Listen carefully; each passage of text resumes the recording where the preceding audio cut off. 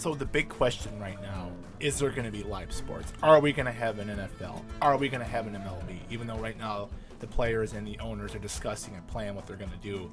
And there's a little bit of infighting about it. You're hearing that the players want this kind of split revenue and the owners want this split kind of revenue. Billionaires versus millionaires. We already know who's going to win that debate. We already know who's going to win that battle. Okay, it's not even interesting getting into because we already know the end result of that. But just some sort of live sports would be nice. Really. I mean, I am bored off my butt right now. Okay, completely. There's nothing on TV. And look, I'm washing my hands. I'm wearing a mask. I'm doing everything the government's doing, and I'm doing everything these professional medicals are telling me to do, or medical professionals, whatever the hell you call them. I'm doing what they're telling me what to do because I don't know what's best for me. I'm 40 years old, and I was never told to wash my hands before. My mom never told me to wash my hands. My father never told me to wash my hands. You know what? I don't like people anyway, so I like being 6 feet away. I actually like being 6 miles away from people. Okay, so I mean that's not the point. But the point is, I think it's time for us. It's time for us to get a little more confident. Damn it! I mean, come on. Start slowly. Okay, just have some sports somewhat. And I'm not talking about the WWE. I'm not talking about the Bulls championship in 1998. And yes, I love that series. It was great.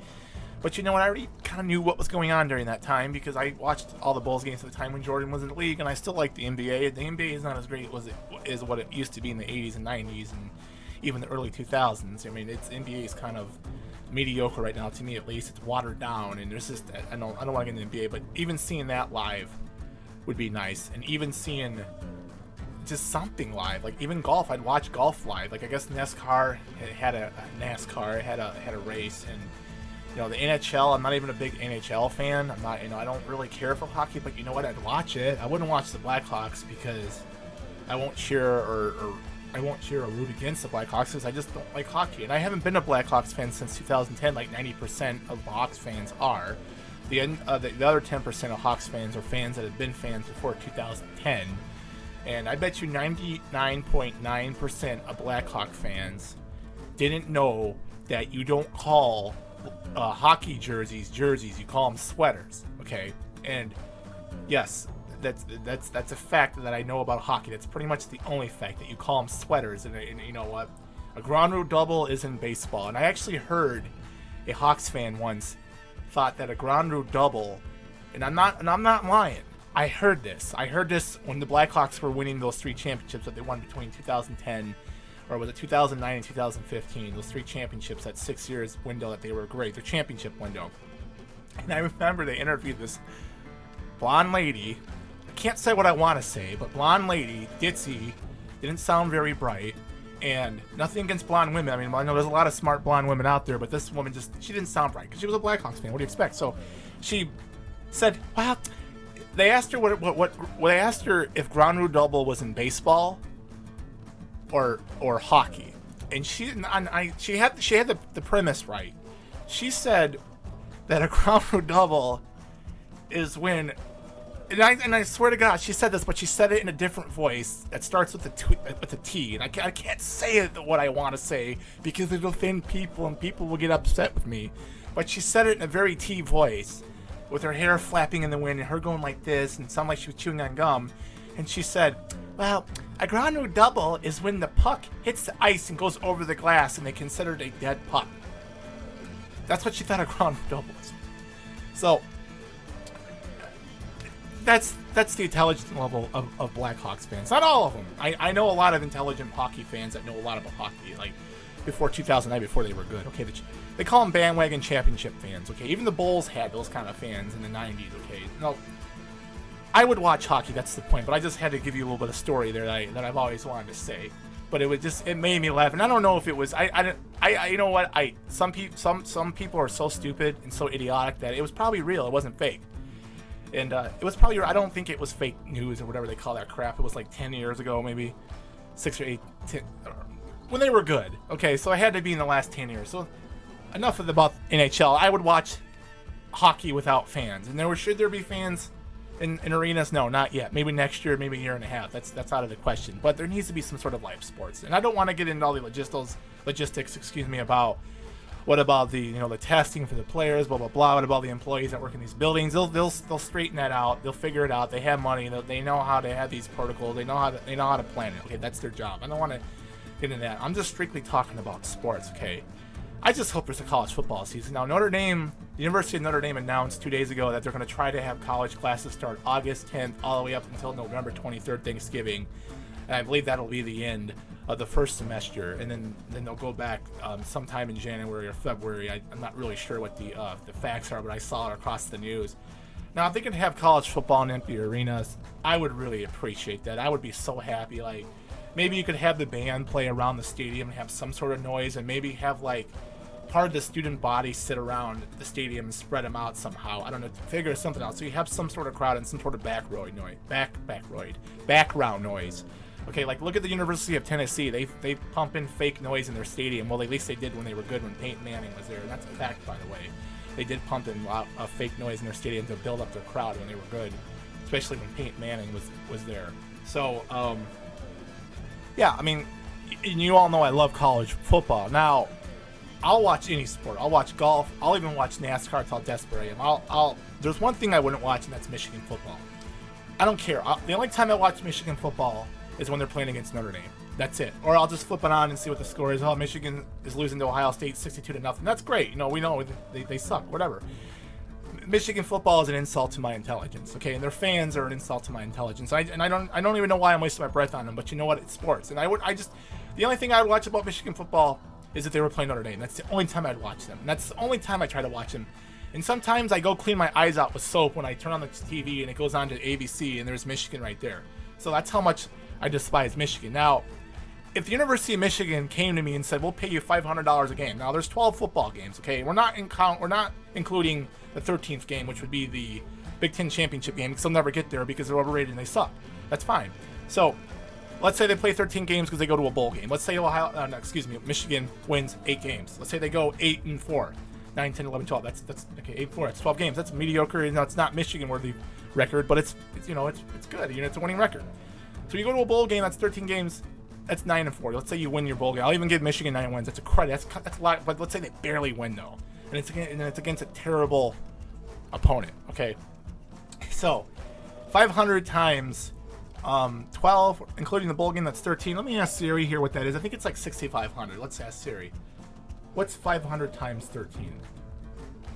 The answer is 6,500. Exactly. See, I didn't need Siri. So the University of Michigan would pay me almost $7,000 to watch their terrible football program. I wouldn't even do it. As crazy as it sounds, I wouldn't waste 3 hours of my life watching that crap. Only if they played against Notre Dame. That's it. And they're not playing Notre Dame until 2033. Oh, by the way, I saw an article today that Jim Harbaugh, Michigan's football coach, was voted the 15th best coach. And I don't know if that meant of all coaches, including the NFL and college. I think it meant college. Now, if that's college, maybe when he was with Stanford, yeah, when he had good teams. But with Michigan? Are you serious? The 15th best coach in college football? Brian Kelly is a better coach than Jim Harbaugh is. Brian Kelly recruits better players than Jim Harbaugh does. Okay? Brian Kelly might make dumb play decisions, play calling decisions. He might, run the ball on 3rd and 8 or do a screen pass when it's like 3rd and 1 or something like that. But you know what? Jim Harbaugh hasn't really beat anyone. And yes, before you Michigan fans out there are getting flustered and getting triggered, I know you beat Notre Dame this year, 42-14, whatever. I don't want to get into that. Notre Dame wasn't even prepared. We discussed this before in one of my videos. That Michigan, yeah, they did run over Notre Dame. Notre Dame wasn't prepared. That's another thing with Brian Kelly. He doesn't prepare his team sometimes. That's the only criticism I have about Brian Kelly, is that he's unprepared, and some of his decision-making make me scratch my head. But to have Jim Harbaugh, if it is the 15th best college football coach in the country, that's a little ridiculous, okay? I mean, come on. I can name 15 coaches better than him. I can name 50 coaches better than him in college football. Some of those might even be Division II schools. Like, what has he done? He hasn't done anything. Has he beaten Ohio State? I don't think so. No. Has he beaten a top 10 team on the road? I don't think so. No. Yeah, they haven't beat a top 10 team on the road since 2005 or 2006, and we always talk about Notre Dame. Well, Notre Dame hasn't beaten a top 5 team in so many years, and by the way, they did. They beat Oklahoma in 2012 Oklahoma was in the top 10. They were number 8, I believe, at the time. And that was 8 years ago. So that's in the last 10 years. So those experts at ESPN don't know what they're talking about. So, yes. So the point of this video is that I would watch sports. Jim Harbaugh is overrated, and I would never watch college football, even if I were paid $500 a game. Now, hopefully, we have some sort of live sports by July. If it's baseball, if it's the NBA, my idea with the NBA is that you have all these teams play. You have some sort of tournament where everyone's in, kind of like college basketball. College basketball, I think it's 66 teams or 62 teams. But you have all the NBA teams just play, and you just play like a 3-game tournament. You play by your divisions, and you make it work it out somehow. You have these experts do it. These sports writers do it. And even the commissioner do it. Just have them do it, figure it out. So maybe there'll be a huge upset. Maybe even the Lakers won't make it to the NBA Finals. See, I'm slipping already because I'm so frustrated. I just want there to be sports. Yeah, so let's say that we have some sort of tournament, and there's a huge upset. LeBron sucks. LeBron chokes, and he's not even in the NBA Finals. Let's say it's the Clippers and the I don't know. Let's say the Raptors get back there again, because the Raptors had a pretty good record actually. This year after losing their big star, and I forgot his name. I'm not really. My more thing is college football. I'm not really. I don't know enough about the NBA. And I know who I'm talking about, but I can't spell out his name right now. And that's embarrassing for me because this show is around sports, and I should know better than that. But the point is, the Raptors have a much better record than people thought. So let's say the Raptors and the Clippers played, and the Clippers won. Let's say it's a 3-game series. Let's say they sweep them. So 2 games in a row they win. Whoever wins 2 games in the tournament wins the series. So that would be great. That would be some sort of live sports, and I would really appreciate that. And you know what?